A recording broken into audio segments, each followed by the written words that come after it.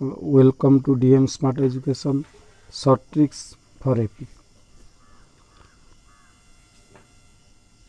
AP means समांतर प्रगति. समांतर प्रगति रे केते गुडे क्वेश्चन मु तुम पई आनिछि जो मान जार आंसर गुडी का हम केमती वेरी इजीली शॉर्टकट मेथड करि परिबा 1 मिनिट मध्ये रे हम कि परि करि परिबा ता विषय देखियो. देखो फर्स्ट क्वेश्चन नै कि आछि 3 5 7 9 11 टीरो T49 केते 49 तम पद केते. यह एक समांतर प्रगति जेहेतु यार साधारण अंतर रही. साधारण अंतर केते ना परपद रु पूर्वपद फेड़ो 11 माइनस 9 9 माइनस 7 7 माइनस 5 5 माइनस 3 2 आसुची. साधारण अंतर 2 प्रथम पद आर केते प्रथम पद होची 3. तेणु आम ये पाइगले कौन साधारण अंतर और प्रथम पद. साधारण अंतर प्रथम पद जाना आमको केमती कमन सूत्र गोटे अच्छे से कमन सूत्रटी हूँ Tn equal to A plus N minus 1 into D. हमें जदि टी 49 बाहर करने चाहिए ताहले आम लिखिपर ए जगह 3 plus 49 minus 1 into D. D कहले के 2 ताने 3 प्लस 49 48 48 गुणन 2 48 गुणन 2 96 प्लस 3 इक्वाल 19. एमती लिखिपर ना डायरेक्टली जब टी 49 तुम बाहर करने चाहूँ ताहले 49 रु गोटे कमेदेव 48 साधारण अंतर है 2 48 गुणन 2 96 प्लस 3 हूँ प्रथम पद इक्वाल हम 19. ये तुम बाहर कर. नेक्स्ट देखा आ गए क्वेश्चन सेकेंड क्वेश्चन देख. सेकेंड क्वेश्चन तुम मानक नहीं कि 3 1 3 1 माइनस 1 माइनस 3 49 49 मान 48 आगे नहीं गुणन कर साधारण अंतर. देख गुणन कर साधारण अंतर 1 रु 3 गले के 1 माइनस 3 हूँ माइनस 2. तेणु ये लिखे माइनस 2 1 माइनस 3 देख 1 माइनस 3 इक्वाल हूँ माइनस 2. ताले माइनस 2 48 गुणन माइनस 2 के आसला माइनस 96 मिसेब के प्रथम पद है 3 मिसे देले के आसला माइनस 93. देख माइनस 93 आसी माइनस 93 बुझे. तापर देखा थर्ड क्वेश्चन. थर्ड क्वेश्चन तुम मानक नहीं कि 3 5 7 9 रो एस 70 के एस 70 माने 70टा पदर जोगफल के. देख ये प्रथम पद हूँ 3 जो पदर जोगफल कथा आसो से तुम कौन कर ना प्रथम पद शेष पद आ पद संख्या जाना पड़ो.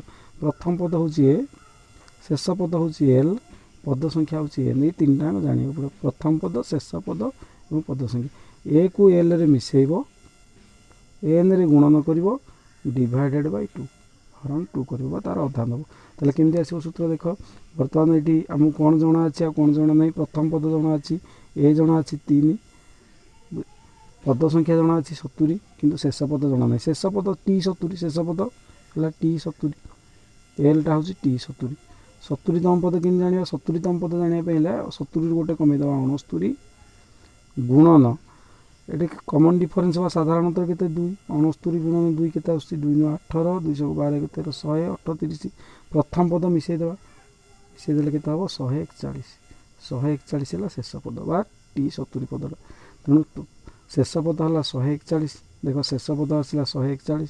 तेणु आम एस 70 के बाहर करवा ना एस 70 बाहर करने कौन करा पड़ो ना प्रथम पद प्लस शेष पद गुणन पद संख्या 70 3 प्लस 141 144 गुणन 70 144 गुणन 70 के 1080 10,080 10,080 डिवाइडेड बाय 2 पुणी थी 10,080 के अधा करदे 5,040 क्लियर बुझेगा.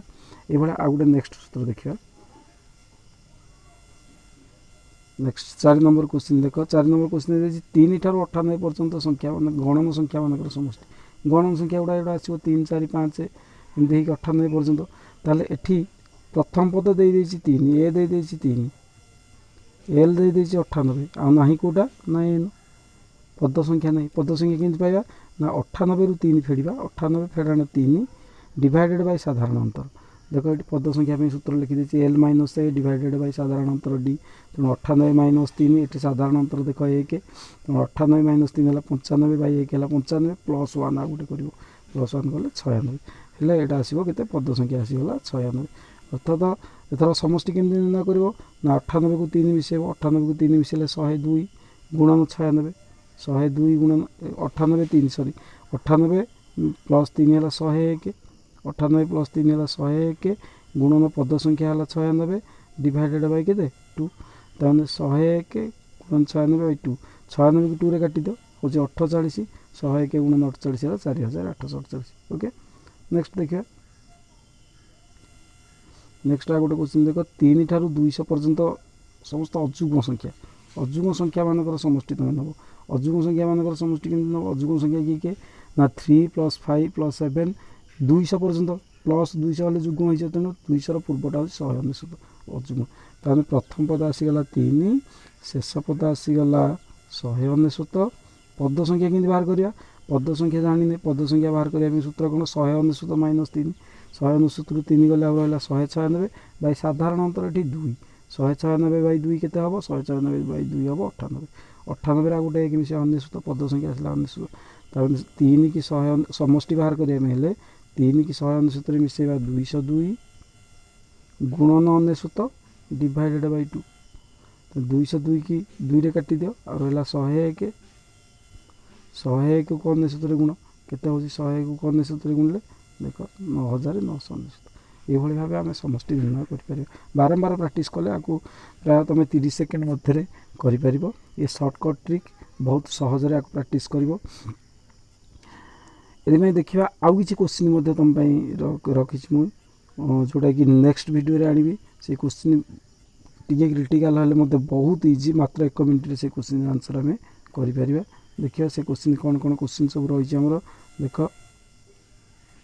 क्वेश्चन कौन कौन रही गोटे हूँ SN = 3n² SN = 3n² हेल्ले T5 आउ D केते 15तम पद बाहर कर साधारण अंतर मत बाहर कर बहुत कम समय भितर प्राय 30 सेकेंड भितर सेमती T64 13 T13 64 T64 13 T13 64 हेल्ले T101 बा T100 बा T50 आम केमती निर्णय करवा सेटा गोटे देखा आउ गोटे क्वेश्चन देखा तुमको देती T17 = 50 S33 के गोटे एपी रोटे पद देती तार समष्टि केतटा पदर समष्टि बाहर करा तुम दे 17तम पद दे 50 33टा पदर समष्टि बाहर करमी बाहर करा सर्ट ट्रिक से आम परवर्ती वीडियो शिखा आ गोटे क्वेश्चन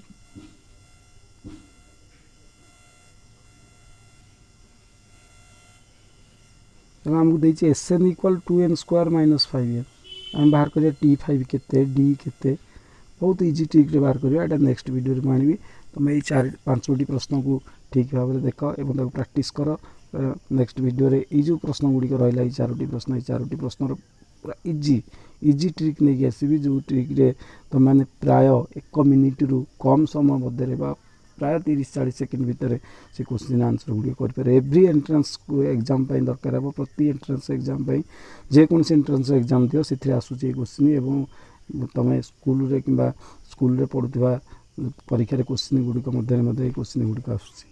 थैंक यू। तो मैंने समस्ते जो मैंने यही चैनल टी देखुच वीडियो टी देखुच DM स्मार्ट एजुकेशन को सब्सक्राइब कर एवं शेयर मत कर।